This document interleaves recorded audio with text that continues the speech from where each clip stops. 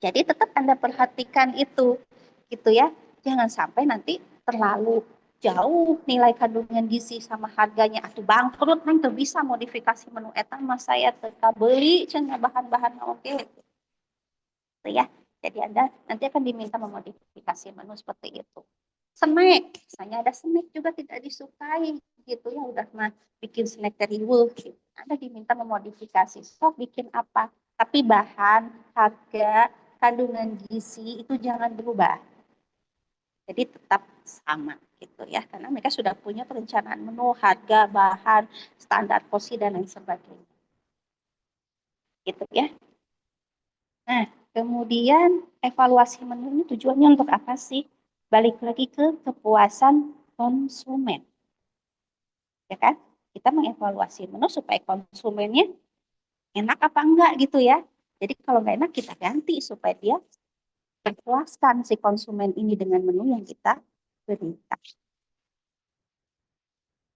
Nah, kemudian untuk memodifikasi resep itu pastikan bisa dengan cara bahan yang diganti, tekniknya, porsi, cita rasa, dan kandungan gizinya. Kemudian Anda perhatikan harga, kandungan gizi, bahan-bahan yang digunakan, dan teknik pemasangannya. Ya. Nah, kemudian setelah Anda modifikasi resep dan lain sebagainya, berarti kan Anda akan menganalisa biaya, terutama di catering. Untung apa enggak? Gitu. Kalau di catering Anda tinggal minta data penjualan masing-masing hidangan. Atau di catering itu biasanya gini, ada menu paket. Paket A, paket B, paket C.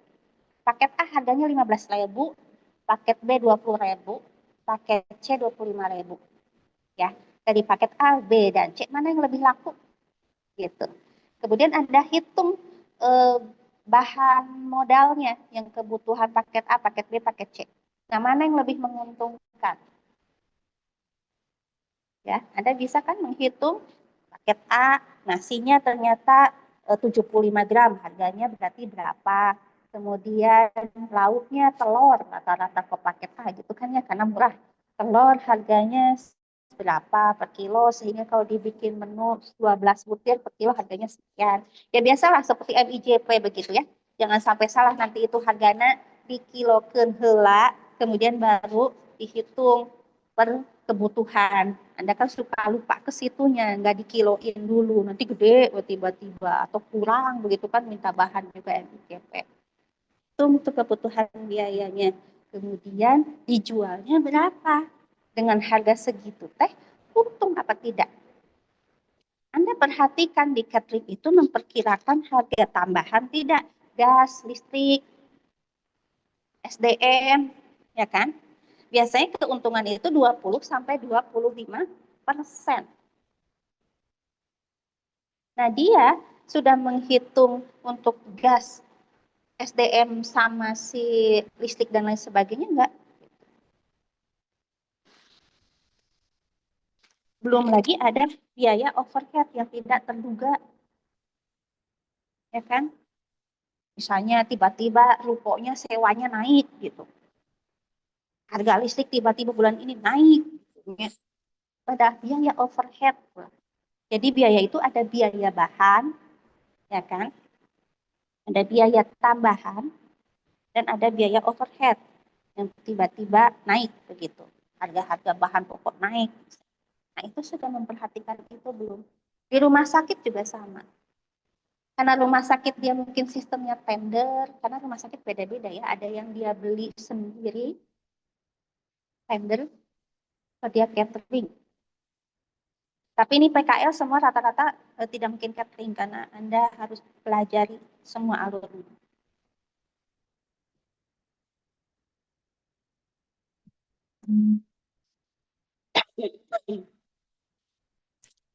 Untuk biaya, menganalisis biaya itu berarti kira-kira yang mempengaruhi apa aja? Biaya, harga, menu itu. Satu dipengaruhi oleh apa biaya? Satu dipengaruhi oleh tadi Harga apa? Mempengaruhi biaya, harga jual.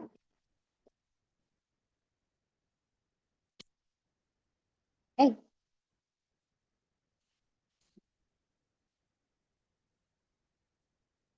dipengaruhi oleh Bahan Ibu. bahan, kualitas bahan. Semakin bagus kualitasnya, ya kan, semakin mahal berarti harga bahannya. Terus, yang kedua, kira-kira apa yang mempengaruhi harganya?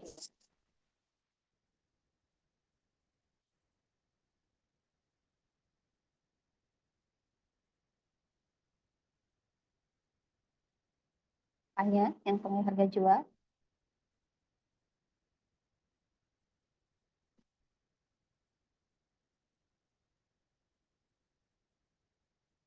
Biaya tambahan beli. Biaya lain-lain, biaya tambahan, iya betul. Terus apa lagi?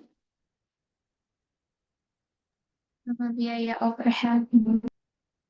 Biaya overhead, ya sama dengan tadi. Terus ada lagi? Anda jualan dipengaruhi oleh apa aja sih biayanya?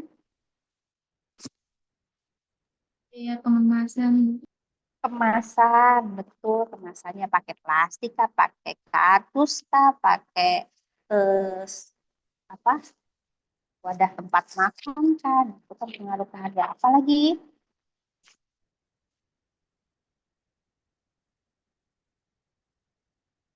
Jenis, hidangan atau teknik pemasakan sama-sama telur. Telur rebus jeung puyung hai sama tuh harganya. Itu bener ya kan? Jadi jenis menunya, teknik pemasakannya itu kan berpengaruh terhadap harga jual. Gitu. Kualitas bahan, jenis hidangan, proses pemasakan, biaya kemasan, dan biaya lain-lain. Itu adalah yang mempengaruhi biaya penjualan. Gitu, ya. Kemudian kalau di rumah sakit, nah dia makan di rumah sakit itu ada kelas 3, 2, 1 VIP. Ya. Kalau makanan itu tidak dilihat dari harga kelas. Harga kelas adalah harga untuk fasilitas. VIP pakai AC, aya TV, ruangnya sendiri, privat. Gitu.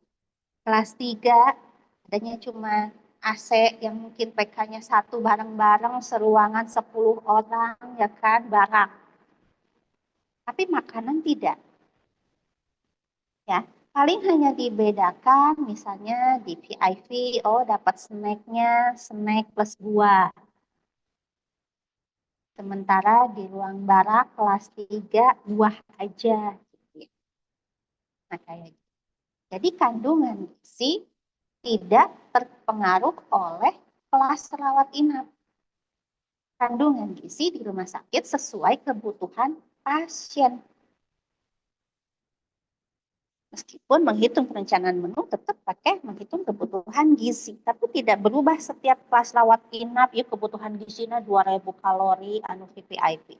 Anu kelas 3 1500 kalori weh begitu. Ya kan? Jadi disesuaikan dengan kebutuhan energi sehari pasien. Harga VIP, harga kelas 2, kelas 1 hanya harga fasilitas saja. Ingat di rumah sakit, kalau tadi di catering ada paket A, paket B, paket C. Kalau di rumah sakit ada yang namanya menu pilihan sama non pilihan. Menu yang pilihan biasanya yang mana? Oh VIP aja. Itu juga khusus makan pagi aja. Misalnya ditanya, besok makan paginya mau apa Bu? Kita ada bubur, dan nasi goreng, ada roti. Itu hanya dikasih menu pilihan untuk makan pagi misalnya. Nah, kalau kelas 3 mereka ayah pilihan, seterimanya weh dibikin bubur ya bubur semua rata. Nasi gorengnya nasi goreng semua rata. Itu bedanya menu di catering sama menu di rumah sakit. Menu rumah sakit ada pilihan non pilihan. Kalau di catering dia ada paket A, B, C sesuai dengan klien mereka ya kan. Kalau yang sudah punya klien tetap mereka punya siklus menu yang sudah kerjasama dengan pabrik, kerjasama dengan sekolah gitu ya.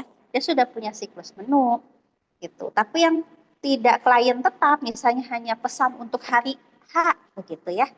Nah, itu dia tidak pakai siklus menu, tergantung permintaan dari si klien gitu. Mau paket yang mana nih begitu ya. Lauknya mau apa nih? Nah, itu disesuaikan kalau untuk catering. Kebayang sampai sini bedanya catering rumah sakit? Ada yang belum paham, tanyain dulu. Nanti saya bingung, Bu, di rumah sakit mau ngapain, di catering mau ngapain. Di catering dan di rumah sakit sama-sama melihat alur dari awal rencana menu sampai monef. Ya kan? Bedanya monef di rumah sakit ke pasien, monef di catering berarti ke klien mereka, perusahaan yang mana minta ikut salah satu saja. Analisis biaya, kalau di rumah sakit tidak pakai untung. Di rumah sakit tidak melihat tenaga, SDM, listrik, gas, dan lain sebagainya, tapi sesuai dengan kebutuhan energi pasien. Tapi di catering dia ngambil untung, ya kan? Dan dia memperkirakan berapa biaya overhead dan lain sebagainya. Untung minimal 20-25% itu di catering. Di rumah sakit nggak ada ngambil untung karena dia bukan bisnis. Modifikasi menu di rumah sakit disesuaikan dengan kebutuhan energi pasien, disesuaikan dengan perencanaan menu, siklus menu rumah sakit, lauk hewani jadi lauk hewani, nabati jadi nabati, begitu ya. Dan disesuaikan dengan harga yang sudah ditentukan oleh perencanaan menu masing-masing rumah sakit. Kalau di catering, modifikasi resepnya dilihat dari kebutuhan klien. Gitu. Oh, pabriknya ternyata bosan makannya gini, telur deh, ganti. Gitu. Berarti ada kesepakatan baru. Oh, nanti pakai paketnya bukan yang A ya, Pak, paket yang B, harganya sekian, deal-dealan dulu nih. Bisa nggak harga yang paket B tapi jangan 20.000 atau 18.000. Nah, berarti si ayam, si ikannya yang dimodifikasi cara mengolahnya. Sama-sama bahan ayam, karena di menu yang paket B itu ayam sama ikan misalnya lauknya. Tapi pilih teknik yang tidak bikin harganya mahal begitu. Contohnya apa tuh ayam? Ayam goreng pakai minyak. Apa yang murah? Tapi masih ayam menunya. Dia maunya paket B. Tapi nggak mau harga 20.000, 18.000 diturun. Kira-kira tuh ayam diapain? Modifikasi resep yang Anda berikan.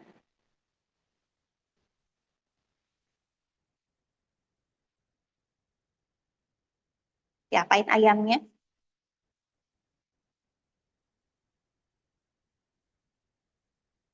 Ayo atuh.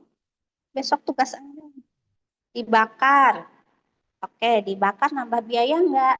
Kecap dan sebagainya bisa lah ya, bumbu-bumbu. Selain dibakar ada lagi pepes, nambah biaya nggak pepes? Pepes nambah biaya apa ya? Nambah daun gitu. Hantenya terkira ada daunnya bisa lah ya masuk ke bumbu-bumbu. Nah, seperti itu. Jadi tugas Anda besok monitoring evaluasi menu, cari penilaian dari klien, baik dari pasien rumah sakit atau dari klien pabrik. Kemudian Anda minta memodifikasi menu, silakan ada modifikasi menu dengan bahan yang sama, teknik memasak boleh berubah, bentuk boleh berubah, porsi, energi, harga jangan sampai berubah. Kemudian Anda menganalisis biaya, biaya dari masing-masing paket A, paket B, paket C, di catering, berapa hasil penjualan dan berapa keuntungannya. Kadang tidak untung, kadang sama gitu loh. Jadi dia untung ente, rugi ente, ngan balik modal begitu. Ya, ada masanya seperti itu. Kenapa? Karena ada perubahan harga bahan misalnya. Yang tadinya di awal persiapan perencanaan menu, oh ternyata telur murah, ini murah. Ternyata pas di bulan itu dijual telur lagi naik gitu. Nah, jadi untung terugi, itu balik modal ya. Seperti itu. Ada yang tanyakan dulu? Ini untuk outcome-nya yang HACCP itu nanti dengan Bu Fatma, begitu ya. Untuk bisnis tadi dengan Bu Mili sudah. Jadi yang saya di sini pengendalian biaya, mengevaluasi daya terima, gitu ya, dan alur hygiene sanitasi peninggalan makanan tadi dengan rumus dan sebagainya. Coba next, non lagi. Ini adalah jadwal. Nah, ini jadwal masing-masing. Ya. Jadi diharapkan di minggu keberapa itu? Bentar nih, jangan naik dulu. Di minggu ke 11 sudah laporan. Tapi Anda jangan terpaku di minggu 11 baru laporan ya. Saya bilang tadi tiap hari Anda membuat diary dalam bentuk soft copy, laporin ke drive, jadi kumpul semua di sini. Jadi pada saat membuat laporan bagian perencanaan menu, oh menurut Agisna begini rencana menu di catatan Agisna. Oh bagian Sania, oh ini ada tambahan yang baru di Sania. Oh bagian EKDV, oh ada tambahan yang lain di EKDV format dan lain sebagainya. Digabung jadi satu. Jadi laporan perencanaan menu selesai satu bab. Ya kan? Kemudian bab kedua naon? Oh bagian persiapan dan pengolahan. Bikin lagi dia. Harapan saya dibagi tugas, jadi biar cepat. Ya, yang bagian ngegabung-gabungin bab 1, bab 2 si Dika. Yang bagian ngegabungin bab 3, bab 4 oh si Rangga gitu. Ya, tapi catatan mah kumpul semua di drive ada. Jadi nggak bingung nanti yang bagian ngegabungnya. Bahannya mana cenah. Udah mah dia yang kudu ngumpulin, bahannya teu aya. Padahal dia catatannya juga tidak maksimal karena pada saat hari itu satu orang mungkin tidak menemukan semua data yang diminta gitu ya. Tapi data itu ada di teman yang lain yang di shift berikutnya di bagian itu. Gitu. Jadi silakan Anda manajemen dengan kelompoknya masing-masing. Dibagi tugas, bagian menyamakan laporannya, mencatat semua setiap hari, digabungkan masukin dalam drive sehingga pada saat minggu ketiga laporan ready. Laporan ready, Anda masih bisa mencuri waktu ketemu sama dosen pembimbing lanjut di proposal. Ya, entong poho eta jeung dosen pembimbing karena November Desember maju seminar gitu. Baik, ada yang mau ditanyakan? Di sini jadwal sudah, terus apa lagi nih?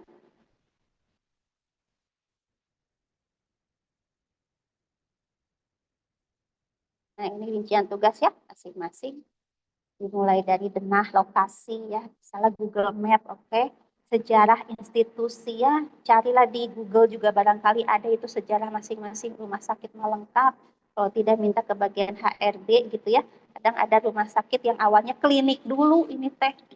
Tiba-tiba rumah sakit dari klinik jadi rumah sakit kelas apa dulu kelas C dulu terus berubah jadi kelas B kapan tahun dan SK-nya berapa nah itu minta detailnya di bagian HRD atau bagian pusditbangnya begitu ya. Terus ada lagi Anda mencatat jumlah sumber daya. Nah, sok bagian HRD ini silakan diminta datanya serumah sakit bagaimana gambaran umum saja ya. Yang penting mah di dapur sama di cateringnya. Berapa ahli gizinya, berapa bagian pengolahannya, kualifikasinya, SMK berapa orang, D3 berapa orang. Nah, itu cewek cowok ada berapa. Nah, itu yang dicari. Kemudian Anda mencatat sarana dan prasarana. Nah, ini mah di foto ya. Ruangan ini ada ini cepret. Ruangan ini ada ini cepret. Tinggal dibahasakan nanti di tabel. Ya, jumlah kulkas ayah hiji, jumlah rak ayah 5 misalnya gitu. Itu kan lihat aja dari foto gitu. Kemudian mencatat jenis rata-rata jumlah konsumen. Nah, ini kalau di rumah sakit berarti kan jumlah konsumen kelas 3 selama berapa bulan terakhir gitu kan ya.